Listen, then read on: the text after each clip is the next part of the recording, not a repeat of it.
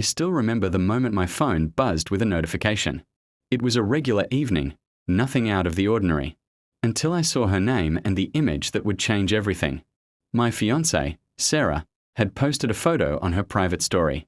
It was her, sitting on her ex-boyfriend's lap, both smiling like the past never ended. Underneath it, she had written, "Sometimes you miss the old days." My heart stopped.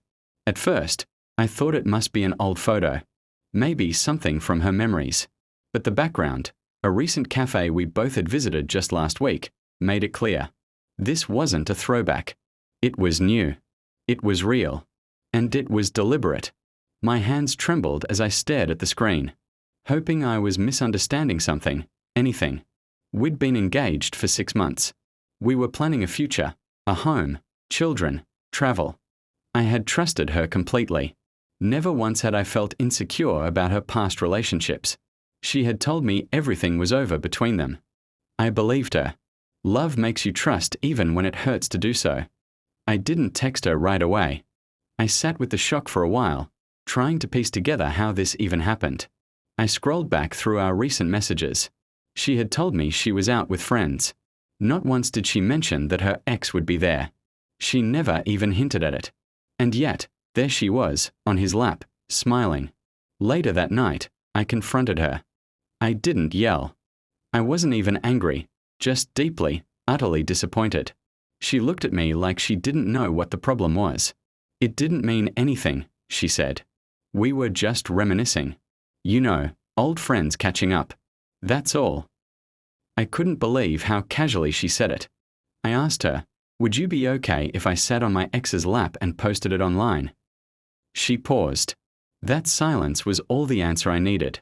She tried to defend herself, saying I was overreacting, that I was letting jealousy cloud my judgment. But it wasn't about jealousy. It was about respect, something she clearly didn't have for me or for our relationship. The more we talked, the clearer it became. She wasn't sorry. Not truly. She was only sorry I saw it. Her words were empty. She didn't take it down, didn't apologize publicly, didn't acknowledge the betrayal in any meaningful way. To her, it was just a moment. To me, it was the moment everything broke. I spent the next few days in a haze, thinking about everything we had shared. All the promises, the dreams, the little things. I remembered how I proposed to her, how she cried and said yes, how she looked at me like I was her forever. Now, all of it felt like a lie.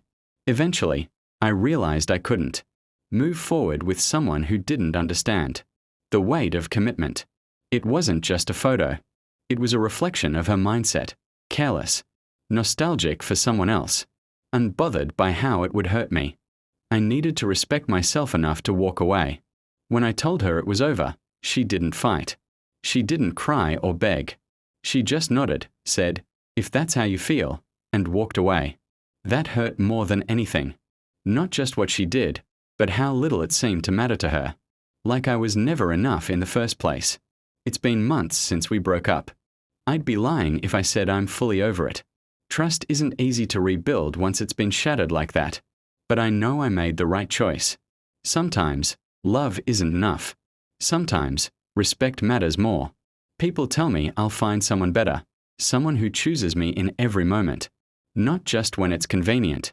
I believe them. Until then, I'm learning to choose myself, because no one deserves to feel like an option in the life they were ready to give their whole heart to.